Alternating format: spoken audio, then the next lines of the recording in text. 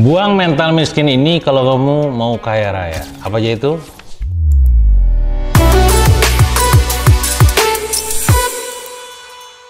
Oke, jadi bicara tentang kekayaan ini selalu nggak ada matinya, dimana konten-konten saya yang ada di YouTube ini selalu mendapatkan view yang cukup besar ketika ngomong tentang kekayaan.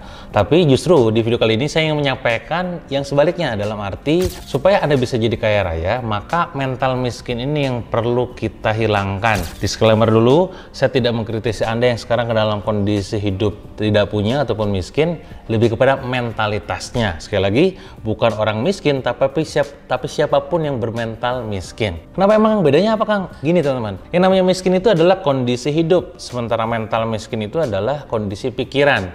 Artinya adalah ketika teman-teman sekarang dalam kondisi sedang berjuang memperbaiki kondisi ekonominya, ini poinnya.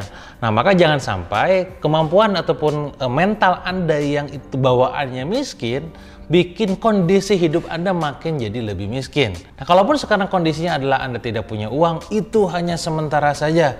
Ingat, tidak punya uang hanya kondisi sementara saja. Tapi tetap secara mentality ataupun mentalitas harus mental kaya. Nah, sebelum ngomongin mental kaya, ada beberapa mental miskin yang itu kawan-kawan perlu hilangkan, perlu dihindari dan dijauhkan.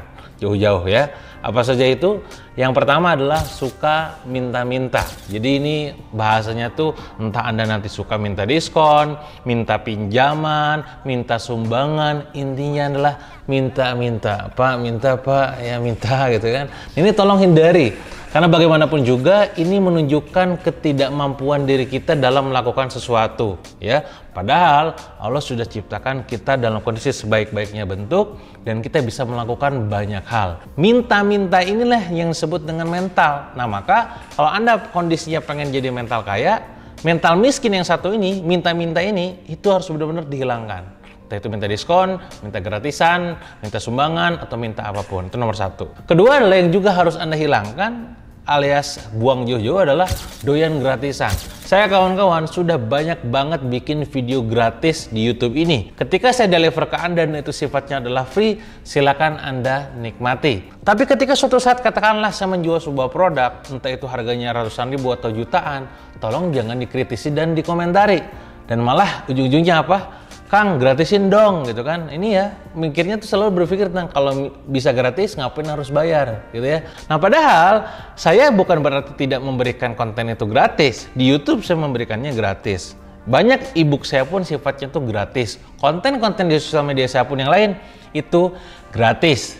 Nah, maka kalau saya ngasih gratis silahkan Anda terima. Tapi kalau misalkan saya bikin konten yang sifatnya berbayar, lalu Anda bilang, Kang, gratisin dong, ini mental miskin Anda bergejolak gitu ya. Maka please, buang jauh-jauh, hindari itu. Itu yang kedua, doyan gratisan. Yang ketiga adalah berpikir kecil. Kenapa ini penting? Bahkan salah satu buku yang juga sangat menginspirasi banyak orang adalah tentang berpikir besar, berpikir dan berjiwa besar gitu ya. Nah, ini menjadi poin penting kalau kita pengen jadi kaya secara harta gitu ya. Nah, maka lawannya adalah ketika kita pengen jadi kaya, maka berpikirnya jangan terlalu kecil. Dalam arti berpikir bahwa Kang segini aja cukup. Itu kayak semacam dalam arti kayak ya kan kita harus berkata cukup. Betul. Kalau untuk kehidupan kita doang, untuk kehidupan pribadi, pasangan ataupun istri ataupun anak, kayaknya ada rasa cukupnya. 10 juta itu lebih dari cukup, 20 juta itu lebih banget gitu kan. Nah, sekarang pertanyaannya adalah kenapa kita berjuang di angka miliaran tiap bulan? Nah, bukan berarti kita kemaruk, tidak, tapi karena ada banyak kebaikan yang pengen kita eksekusi. Nah, inilah berpikir besar. Nah, seorang yang mentalnya miskin itu berpikirnya selalu tentang berpikir kecil. Ditanya bisnisnya, Kang, saya bisnisnya baru mulai, Kang, cuman segini-gini aja. Ya udah, gue udah kelihatan dari cara lu bisnis emang masih kecil gitu ya. Tapi tolong jangan tunjukkan dalam ekspresi lu dalam menjelaskan kepada saya gitu. Maka please berpikirlah besar. Sebaliknya, maka Anda harus hindari berpikir kecil ini karena ini bagian dari mental miskin gitu ya. Itu yang ketiga. Yang keempat yang juga tak kalah penting adalah hobinya apa? Protes mulu ya. Anda orang bermental miskin ini selalu protes saja bawaannya dimanapun ya. Ketika dikasih sesuatu kok segini doang gitu kan, atau misalkan dikasih ilmu gitu dong, saya juga bisa gitu kan, akan ada selalu yang dikomentarin. Doyannya adalah ngomentarin hidup orang ya, sampai lupa dirinya sendiri, hidupnya sendiri banyak yang harus diperbaiki. Maka please jangan banyakkan protes ya, nikmati saja prosesnya Anda belajar belajar lebih baik, belajar lebih banyak tentang penghasilan lebih berlimpah gitu kan, bukan kebanyakan protes. Karena ini bagian dari mental miskin. Itu yang keempat. Dan yang kelima, yang terakhir adalah yang juga menjadi bagian mental miskin adalah curigaan. Misalkan ketika Anda menyimak sebuah webinar orang lain atau katakanlah nonton video seperti ini, ujung-ujungnya langsung Anda berpikir dalam kepala, alah ini pasti ujungnya bakal jualan gitu ya. Alah paling ini memodus gitu kan. Selalu negative thinking, curigaan. Nah, ini menjadi bahaya ya.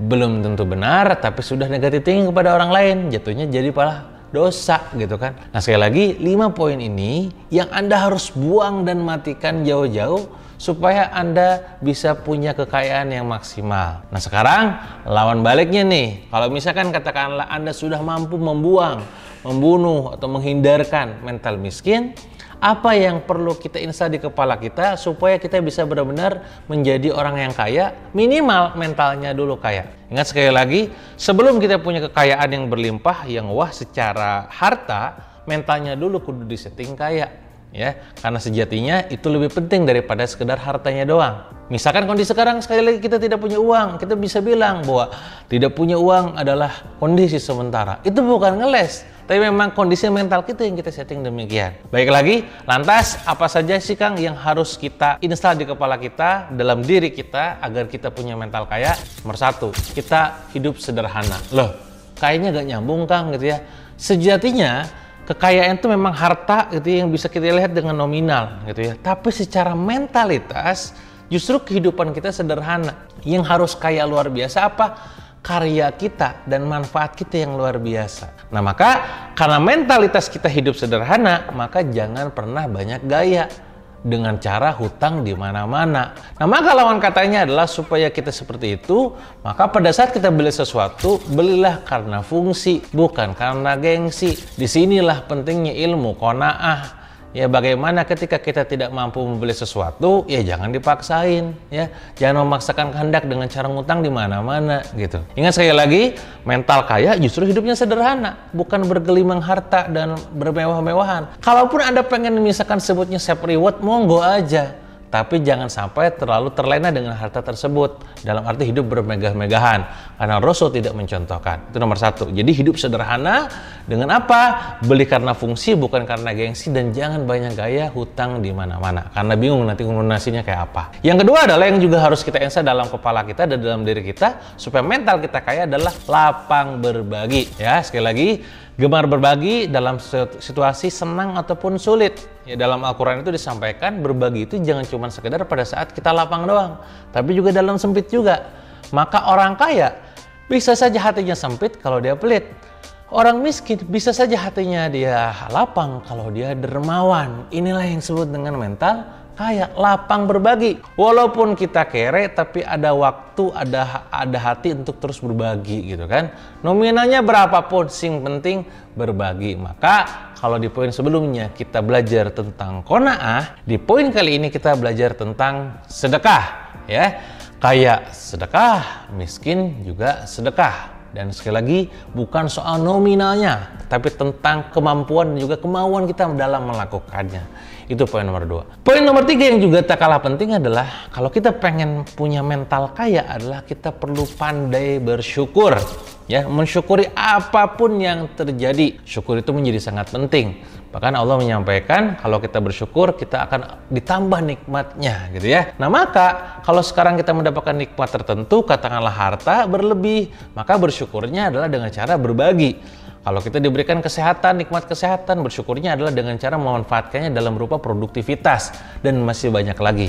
Dan ini menjadi sebuah mental kaya yang perlu kita terus-terusan lakukan ya. Jadi yang harus banyak bersyukur. Nah, yang keempat yang juga tak kalah penting adalah senantiasa bersabar. Ya, ada kalanya hidup ini tidak sesuai dengan harapan kita, maka penting buat kita semua dalam kondisi apapun harus terus bersabar. Ketika diuji dengan harta kekurangan, ketika diuji dengan makanan yang juga tidak jelas gitu kan, ataupun ketakutan akan penghasilan yang tidak jelas, sementara di sana ada banyak kewajiban yang harus ditunaikan, sudahlah sabar saja dulu gitu ya. Karena yakin bahwa Allah sayang banget sama orang yang sabar, kan gitu ya. Sekali lagi, seringkali kita harapannya tinggi, tapi kita mendapatkan yang di bawah itu. Nah, itu gimana solusinya, Kang? Ya udah sabar aja, terima. Ya, Nah, itu poin nomor 4. Nomor 5 yang juga tak kalah penting kalau kita pengen punya mental kaya adalah kita harus sangka baik sama Allah. Nah, ini bagian dari bagaimana kita mengimani rukun iman tentang qadarnya Allah gitu kan. Jangan negative thinking sama Allah ya.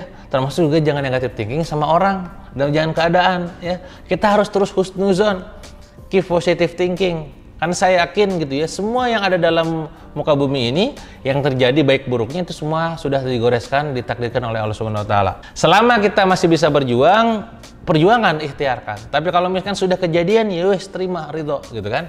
Positive thinking akan ada maksud baik di balik itu semua, ya hikmahnya gitu ya. Itu yang nomor 5. Yang keenam adalah Anda harus pede. Pede di sini adalah percaya diri juga percaya Dia yang Maha Kuasa, yang Maha Esa. Jangan pernah minder ataupun merasa rendah diri, merasa diri bukan siapa-siapa, karena sejatinya kita diciptakan dalam kondisi yang sebaik-baiknya bentuk, ya.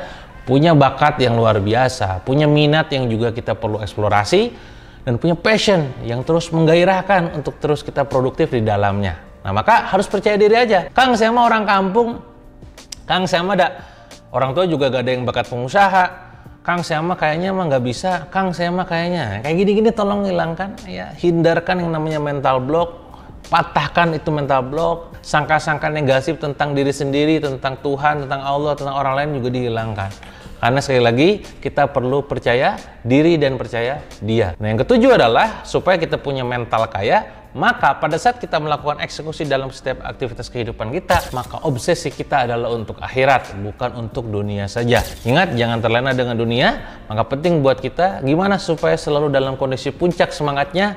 Kalau gak ingat mimpi, ingatlah mati gitu ya. Karena itulah yang sekiranya yang saya rasakan, bagaimana saya tetap bisa produktif, karena selalu ingat dengan impian-impian saya. Saya selalu ingat di mana ketika waktu itu saya ngalamin kondisi udah mau mati gitu ya. Dan ini menjadi sebuah poin penting untuk bisa terus produktif dan punya mental kaya, dan ujung-ujungnya apa? Tadi berbagi, bersyukur, sabar, dan hal-hal positif lainnya. Ingat kawan-kawan semua, boleh kita miskin harta, tapi gak boleh miskin mental. Udah mah kondisi saldo rekening minus, ya banyak cicilan gitu. Terus juga mentalnya juga sangat-sangat rawan, dalam arti pelitnya minta ampun gitu. Maka please, teruslah berbagi ya. Miskin harta itu takdir, tapi miskin mental itu penyakit ya. Nah, maka tugas kita adalah mengubah apa yang bisa kita ubah. Oh, sekarang kemarin saya kurang bersyukur kayaknya. Mulai tulis jurnal syukur ya. Kayaknya kemarin kita gak sabar, sekarang lebih bersabar gitu. Ini poin penting.